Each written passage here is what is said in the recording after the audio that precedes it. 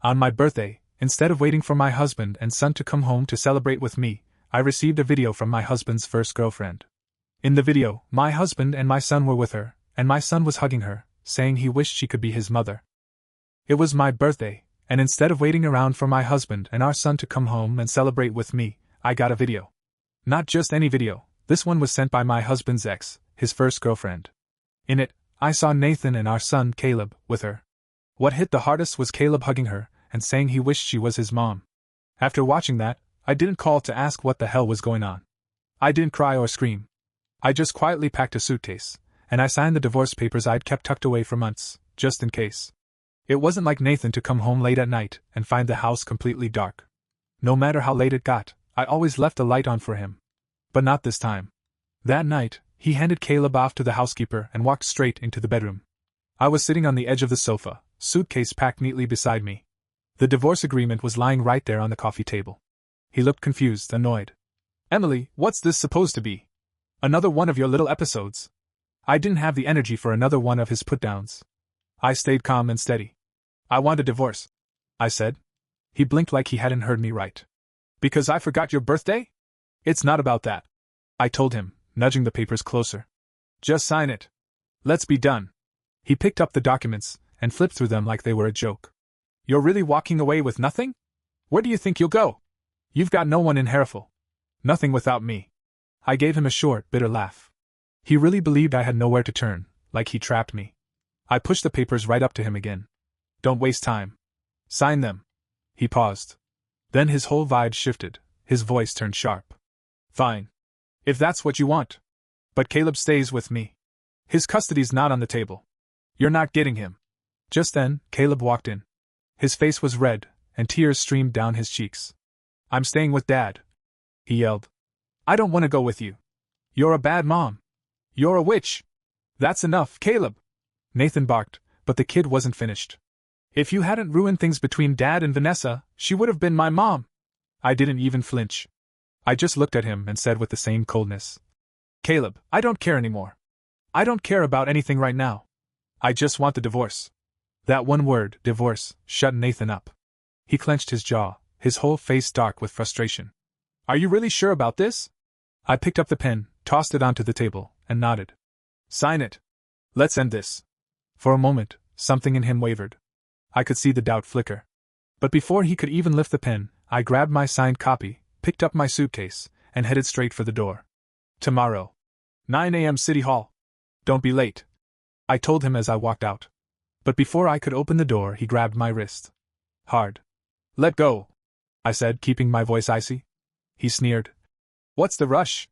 Got someone waiting for you already?" I looked him dead in the eyes. "Nathan, I don't think I've ever hated you more than I do right now." His grip loosened. He didn't say another word. I pulled away, walked out, and the sound of the door closing behind me, it felt like the sound of freedom. The airport was packed that night as I got ready to board. Just as I was about to step through the gate, my phone buzzed. Without checking, I picked up. Caleb's voice came through, sharp and needy, asking for something silly, like I was supposed to fix it. I stayed calm and told him. "Ask Vanessa?" He whined even louder, and then I heard Nathan in the background, clearly annoyed. "Emily, are you really arguing with a child right now?" But I was already walking onto the plane. "If the kid doesn't understand, then the adult should," I said, voice steady. As the plane lifted off, the city shrank beneath me. It was done. I had left it all behind. 4 years later, I was back in Hereford, but this time, it was for a professional meeting at the hospital. The director, Dr. Miller, greeted me warmly. We chatted briefly about my previous work in the area, and just as he was about to pitch me on teaching a class, my phone buzzed again. I excused myself, said it was urgent, and stepped outside. A few minutes later, I was in the elevator when I saw them, Nathan and Vanessa. He still had that same smug presence, and she was glued to his side, dressed like the leading lady of some soap opera. It stung more than I expected. He'd always claimed I was paranoid, that nothing was going on between them. But now, they were clearly a couple, probably even engaged. He never once publicly acknowledged me like that. The elevator dinged, and as the doors slid open, I came face to face with him. Nathan. He still had that piercing gaze. I didn't give him the satisfaction of a reaction. "Excuse me," I said coolly, brushing past him like he was no more than a stranger. But he wasn't done. He grabbed my wrist again, demanding to know why I'd vanished for 4 years without a word. I pulled away from his grip without hesitation. I gave up my son, Nathan. What makes you think you still have any right to ask me for anything? Just then, a car honked out front. Before I could move, a voice called my name, and Nathan's hand tightened again. Emily, who is he? He asked, like it mattered. His voice had an edge to it, sharp and accusing. My heels echoed through the hospital lobby, the sound mixing with the soft ticking of a clock nearby. The reception desk was quiet, nearly empty, just a sleepy old woman in a green chair. The soft beeping of a heart monitor came from down the hall. I was only there to pick up a folder with a new medical training schedule. That was it. Just another routine stop. And then I saw him. Standing by the coffee machine. Taller than I remembered. Still young, but no longer a boy. He had a teenager's face, but I could still see the child I once cradled in my arms. Caleb. My heart stopped for a second. He looked right at me, his father's eyes staring through me. There was recognition there, but it wasn't warm. He froze. I froze. We didn't say a word. For what felt like forever, we stood there like two statues in some painful painting. The heartbreak on his face was hard to look at. Then, he stepped back slightly. Do you work here? He asked. His tone was clipped, almost like a challenge. His voice was different now, no longer a boy's voice. It was deeper. Rough. And full of something worse than anger. Disappointment. I do, I said softly, trying to keep my voice even. And you? You visiting someone? He scoffed, like the question didn't deserve a real answer. Of course. My mother. Before I even saw her, I heard the familiar sound of her heels. Vanessa walked around the corner like she was walking into a scene she'd choreographed herself. Confident. Perfectly dressed. Navy blazer. Like she belonged on a magazine cover. Like the wife he always wanted. Standing beside her, Caleb seemed to relax, like just being next to her made him feel safe. She placed a hand on his shoulder. It wasn't gentle, more like a statement. He's mine now. Well, this is a surprise, she said, like she'd stumbled upon something from a past life she'd already tossed away. Didn't expect to bump into you here, Emily. Still hanging around Harrafell? I kept my voice even. Yeah. I'm still here. She smiled that fake little smile she'd perfected. Oh, you know me. Just taking care of the man who should have been with me from the start. Caleb turned to look at me for a second. There was something in his eyes, uncertainty maybe, but he didn't say anything. Something wrong? I asked him gently. He broke eye contact immediately. Vanessa stepped forward with a smug little look. You know what's funny? She said, her lips curling as if she was savoring every word. Some moms? Easy to replace. Others? Just forgotten. The truth is, some women think being a mom means controlling everyone around them. I raised an eyebrow, my voice sharp but calm. Or maybe some women confuse control with love. She didn't even blink. Caleb, she called sweetly, brushing off my words like lint from her jacket. Let's go get the car. Your dad's waiting. They turned to leave. Just before they disappeared around the corner, Caleb glanced back at me, only for a second, then lowered his eyes. I started to walk away too, but then I saw him. Nathan. Leaning against a marble column, arms crossed, partly hidden under the glare of the fluorescent lights. Same suit, same rigid posture, but there was something heavier in his eyes this time. Something darker. Having a good time? I asked, not bothering to hide the indifference in my voice. He stepped closer, his footsteps nearly silent on the polished floor. For years, he said quietly. And you just show up like nothing happened. You didn't even speak to him. He spoke to me. I answered, my voice calm. Told me you taught him how to forget me. Well done. Looks like the lesson stuck. You ran, he said, gritting his teeth, his voice barely above a whisper. You left like he didn't even matter. You don't get to talk about what matters, Nathan. You never gave me the chance to matter. He blinked slowly, like my words hit somewhere deep. Then he asked, and the guy outside? Who's he? Another one of your secrets? That's none of your business. So now you vanish and come back when it's convenient? He said, his voice picking up. Or maybe the truth is you never figured out how to let me go, Emily. Dr. Miller's voice cut through like fresh air after being stuck in a smoke-filled room. He walked up with his usual calm, hands in his lab coat pockets, and that gentle smile. Everything all right? He asked. Now it is, I said, turning slightly toward him. Nathan looked at him like a lion sizing up a rival. Dr. Miller, he said, extending a stiff hand. Nathan Vanderbilt. I know who you are. Dr. Miller replied without smiling. They shook hands, but it wasn't warm, it was a silent contest. I was showing Dr. Emily around the hospital. Dr. Miller added, stressing the word, doctor. Like he was setting the record straight. We're discussing a potential hire. Nathan stepped back just a bit, narrowing his eyes. Of course. She's always been good at running from things, even her own family. Nathan. I warned. He just smiled, one of those cold, smug ones he used when he wanted to hurt without raising his voice. Good to see you, Emily. Really? Then he walked off. Dr. Miller watched him disappear before asking, That's your ex? I nodded. Still doesn't realize I'm gone. Seems like he's about to. Outside, the breeze had bite, even though the sky was bright and blue. I stood under the afternoon sun, leaning against one of the columns near the hospital entrance, watching the black car across the lot. Vanessa got in first. Caleb hesitated. His hand was on the car handle, but he looked back straight at me. Our eyes locked. No hate. No affection. Just something I hadn't seen before. Maybe confusion. Maybe memory. Then he got in. But even as the door closed, he kept looking back. The day moved on. I headed to the locker room to grab my things. That's when I heard the footsteps. Sharp, expensive shoes. I didn't even have to look. You always leave through the back now. Nathan's voice came from behind. I didn't answer. Just shoved my locker, threw the strap of my bag over my shoulder, and walked. I just want to talk. Talking with you always ends in guilt trips or ultimatums. I said, not stopping. He followed anyway. Just dinner. That's it. Nathan, there's no point. We're nothing anymore. Maybe that's why it makes more sense than ever. He paused. He knew exactly where to press, and he didn't miss. You owe me at least an answer. Why'd you leave like that? Why didn't you ever come for Caleb? I stopped walking. Closed my eyes for a second. One dinner. 7:30. But if you ask the wrong question, I walk. He smiled. I couldn't tell if it was relief or triumph. Same restaurant. Same soft lights hanging over the tables. The air still smelled of warm bread and expensive wine. Everything was the same, except me. Nathan was already at the table. One glass of wine poured. One waiting. I sat down. No smile. He nudged the glass toward me. Thanks for coming, he said, raising his own. I didn't toast. Just waited. Talk. I'm listening. He stared at me like he was trying to peel away layers. Then he dropped it. The wedding with Vanessa, it's been postponed. Postponed? Or cancelled? He shrugged. Still figuring it out. I laughed, no humor in it. That's funny. You had no trouble making decisions for me and Caleb before. Why hesitate now? Do you still care? Does it matter?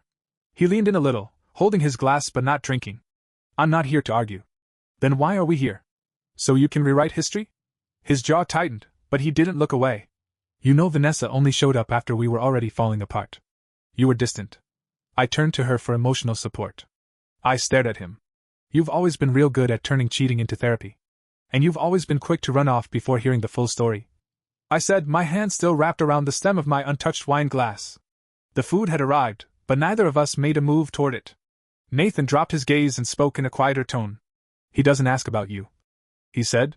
But every now and then, I catch him mumbling your name in his sleep. One time, he even screamed it. I shut my eyes, trying to block out the ache. Don't say that to me. Don't use it now, not like this. I'm just being honest, Emily, he said. You meant the world to him. And you wrecked it. With those videos. With the lies. With someone else stepping in. I know. I whispered. The words lingered in the air, like a truth we both wanted to avoid but couldn't. I hated you for a long time, he admitted. But what I hate even more is that I can't stop thinking about you. The soft music playing overhead seemed to fade into the background, or maybe it was just the tension thickening between us. Then, out of nowhere, someone cleared their throat beside the table. Dr. Miller. Well, this is a surprise, he said, glancing from Nathan to me. Dr. Miller. I started to say, unsure of how to explain. But he held up a hand. It's fine. I'm just here picking up a to-go order. He turned to Nathan. Didn't expect to see you here. Thought you were off in Paris with your fiancée. Nathan forced a polite smile that didn't reach his eyes. Plans changed. Dr. Miller nodded slightly. Funny how some people change their plans. Others just never change. And with that, he turned and walked away. Nathan didn't say a word for a moment. Then finally he muttered. This doesn't mean anything. This dinner? I asked, raising an eyebrow. I know, he replied, though the doubt in his voice made the words land flat. He twirled the wine in his glass and then asked, You and Dr. Miller, are you two serious? I laughed, but it wasn't a happy laugh. Are you actually asking me that? After everything with Vanessa? I'm asking, not accusing. You judge people even when you're not saying a thing, Nathan, I said, shaking my head. He slammed his fork onto his plate just a little too hard. You know what's funny? I always noticed the way he looked at you. Since the day you came to Harafel. I didn't respond. He's the kind of guy who stands around waiting for you to fall so he can swoop in and be the hero.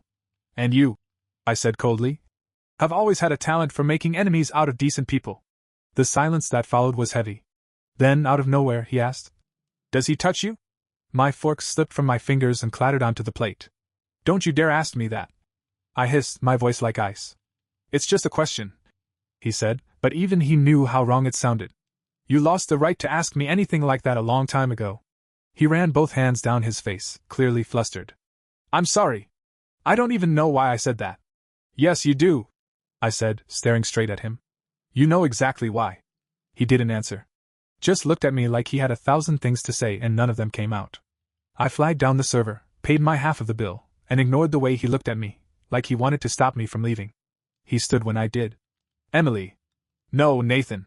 This was just a meal. Just a conversation. Nothing more. It wasn't nothing, he said. You're right, I replied. It reminded me I made the right decision walking away. I turned and made it 3 steps toward the exit. Then I glanced back. He was still there, sitting alone at the same table. The food untouched, the wine glass half full. Surrounded by ghosts of what we used to be. And for the first time ever, Nathan looked small. I walked away.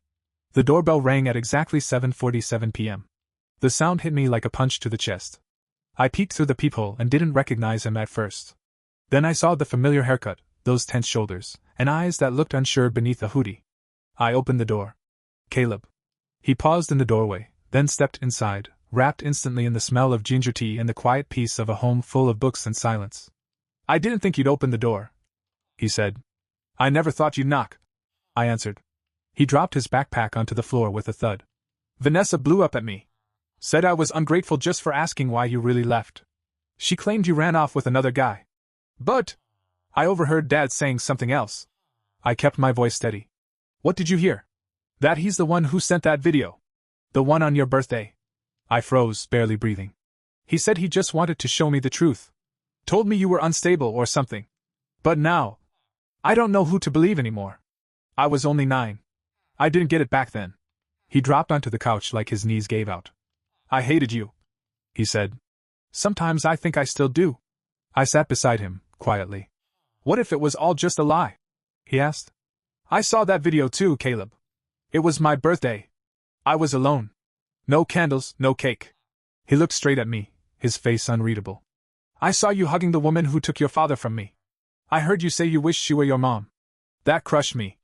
I couldn't even bring myself to face you. So I got on a plane and ran. He dropped his eyes to the floor. Do you hate me? No, I said softly. I hated myself, for thinking I was someone no one could replace. His eyes welled with tears. Then why didn't you come back? Because you called me a witch? I whispered. He looked away, clearly shaken. And for once, I was glad he felt it. Sometimes, pain is what pushes us to grow. I'm sorry, he whispered. I needed a mom who stuck around. And I needed a son who picked up the phone, I replied. We sat in silence for a moment. And now? He asked. Now we're both here. And that's more than I ever expected. He nodded like someone who didn't know what to do with hope. Just then, loud knocking echoed from the front door. I'll get it, Caleb said, getting up. When he opened the door, there she was, Vanessa. Not a hair out of place. Perfect makeup. That same polished smile that never reached her eyes. Caleb! Oh, thank God, I was so worried. Your father's out there losing his mind looking for you, Vanessa said. I know, Caleb answered flatly, not budging from the doorway. She tried stepping inside, but he didn't move aside to let her pass. What are you doing here? She asked, her voice tight, the smile on her face faltering the second her eyes found me standing in the back of the room. He came to hear the truth, I said calmly. Vanessa turned her attention back to him. Her truth? She scoffed. She's the one who left you. I stayed. I raised you. You trained me. Caleb corrected, his voice trembling but strong. You trained me to hate her. And yeah, for a while it worked. He took a breath, then added. But you know what else you did? She didn't say anything, just stared at him. You taught me exactly how manipulation works, he said. So, thanks for that. Caleb's voice cracked a little as he pushed again. Leave, Vanessa. Please. Just go. She stood there for a moment, probably trying to come up with a response.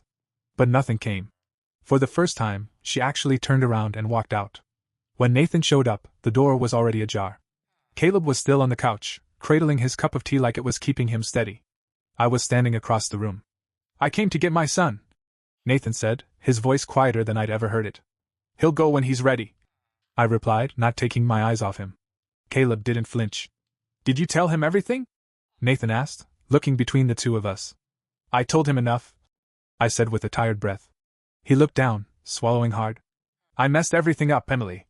You always thought you could manage every detail," I said, my voice calm but clear. "Even the parts you had no right to, like how people feel." He stepped a little closer. "I still love you. And I still remember what we had," I said, watching his face. "But that doesn't mean it still exists." Nathan dropped his gaze. "What if?" he began. "Nathan," I cut in gently but firmly. "What we had is gone. It's buried. Nothing's going to grow from it again." He didn't argue. He just gave a small nod, defeated. "Take care of him," he murmured, glancing toward Caleb.